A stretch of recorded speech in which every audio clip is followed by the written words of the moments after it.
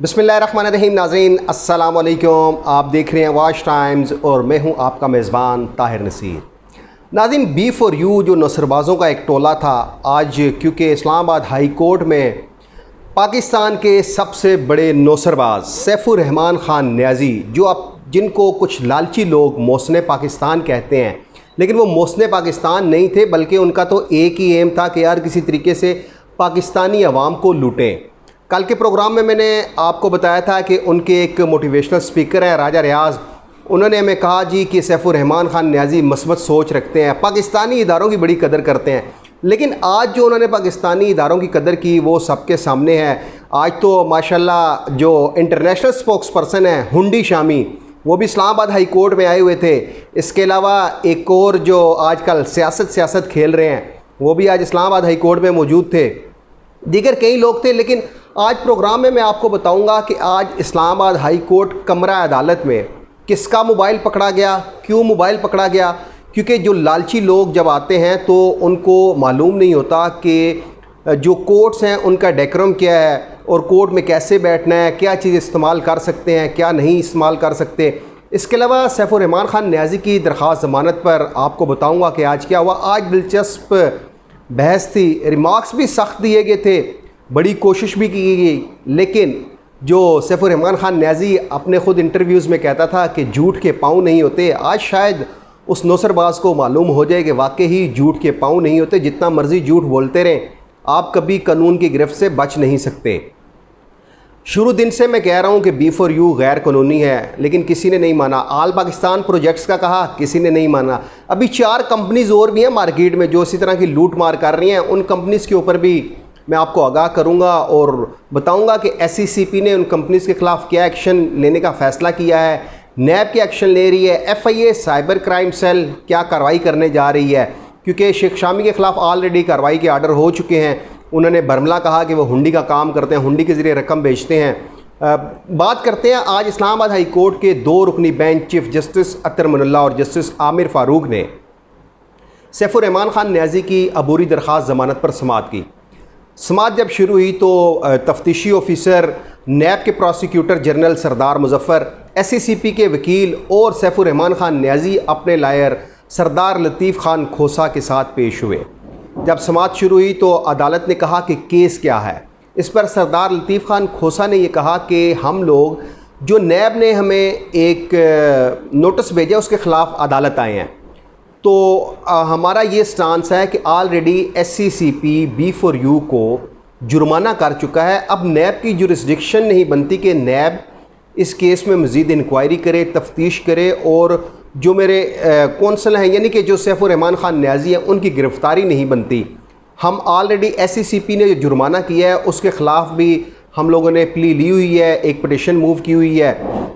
तो अदालत ने ये रिमार्क्स दिए कि बेसिकली ये केस है क्या। इस पर जो डिप्टी प्रोसिक्यूटर जनरल सरदार मुजफ्फ़र थे नैब के, उन्होंने कहा कि B4U ग्रुप ऑफ कंपनीज़ जो गैर कानूनी है, B4U बज़ाते ख़ुद SECP में रजिस्टर्ड नहीं है और सैफुर रहमान ख़ान न्याज़ी के अपने पर्सनल अकाउंट्स जो उसने शो किए थे, B4U के जो अकाउंट्स थे, वहाँ पे ये आवाम से पैसे ले रहा था, उनको बड़े मुनाफे का पुरकशिश मुनाफा, बड़े बड़े इनामात का लालच देकर, और तकरीबन 11 बिलियन रुपीज़ इसके अकाउंट्स में थे जो हमने फ्रीज़ किए हुए हैं।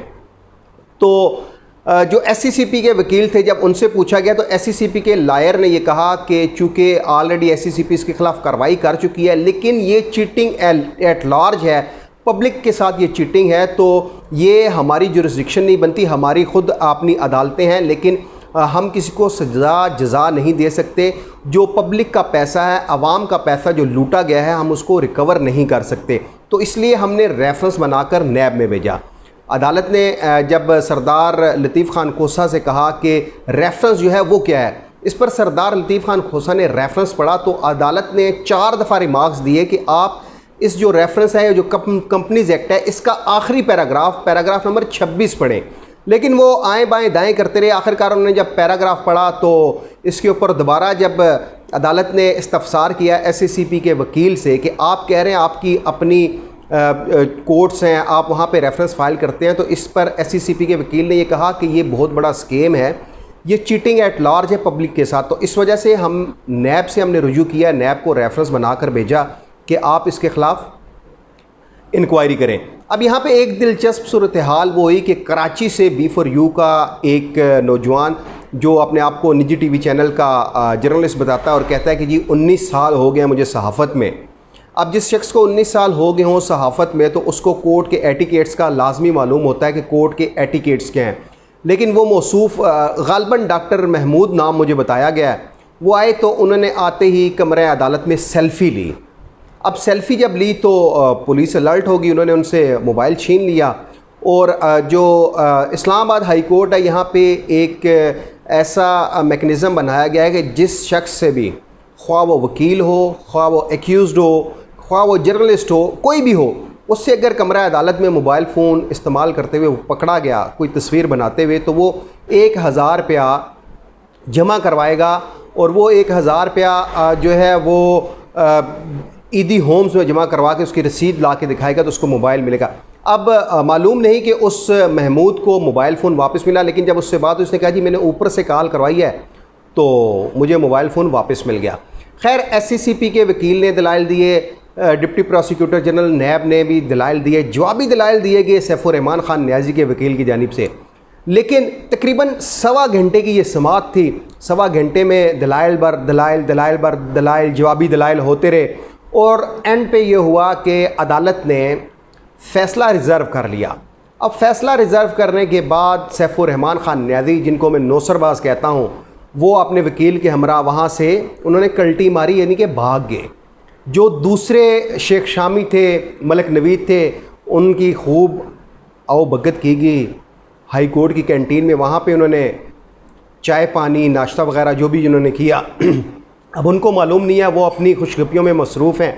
और इसी में हैं जी सैफुर्रहमान खान न्याजी जो मुहब्बे वतन पाकिस्तानी हैं लेकिन पाकिस्तानी कवानीन की पासदारी नहीं करते, उन पर अमल दरामद नहीं करते, उनकी ज़मानत मंजूर हो गई है। तो मैं अपने तमाम देखने वाले नाजरीन को और स्पेशली B4U के उन लालची लोगों को ये पैगाम दूंगा, बल्कि ये फ़ैसला है इस्लामाबाद हाई कोर्ट का, जो कमेंट्स तो करते हैं क्योंकि लालची है ना, उनकी आंखों में पट्टी बांधी है। जब तक लालची ज़िंदा है ठगबाज और सैफुर्रहमान खान न्याजी जैसा नौसरबाज भूखा नहीं मरेगा। इस्लामाबाद हाई कोर्ट के 2 रुकनी बेंच ने सैफुर्रहमान खान न्याजी की दरख्वास्त ज़मानत खारिज कर दी है। जी बिल्कुल, दरख्वास्त ज़मानत खारिज कर दी गई और सैफुर्रहमान खान न्याजी इस्लामाबाद हाई कोर्ट से फ़रार हो चुका है। ये वो सैफुर्रहमान खान न्याजी है जिसके मुतल्लिक कल राजा रियाज ने कहा कि ये मस्बत सोचते हैं, शेख शामी ने कहा ये मस्बत सोचते हैं, पाकिस्तान अवाम के लिए कुछ करना चाहते हैं। लेकिन वो नौसरबाज आज इस्लामाबाद हाई कोर्ट से फ़रार हो गया और नैब की टीम उसको गिरफ़्तार ना कर सकी, क्योंकि जब फ़ैसला रिज़र्व हुआ तो सैफुर्रहमान खान न्याजी को मालूम हो गया था कि लगता है वो बकरा बनने लगा है, उसकी ज़मानत रिजेक्ट होगी तो वो भाग गया। अब नाजरीन देखते हैं कि जो अपने आप को मुहब्बे वतन पाकिस्तानी कहता है, जो नौसरबाज़ों का एक टोला है, अब सैफुर्रहमान खान न्याजी दोबारा ज़मानत के लिए कहाँ रुजू करेगा? कहीं ऐसा तो नहीं क्योंकि ECL में ऑलरेडी उसका नाम है, कहीं वो ज़मीनी रास्ते के ज़रिए ईरान या अफ़गानिस्तान तो फ़रार नहीं हो जाएगा। लेकिन नाजरीन मेरी बात सच साबित होगी, नौसरबाज आज भाग गया, उसकी ज़मानत खारिज होगी।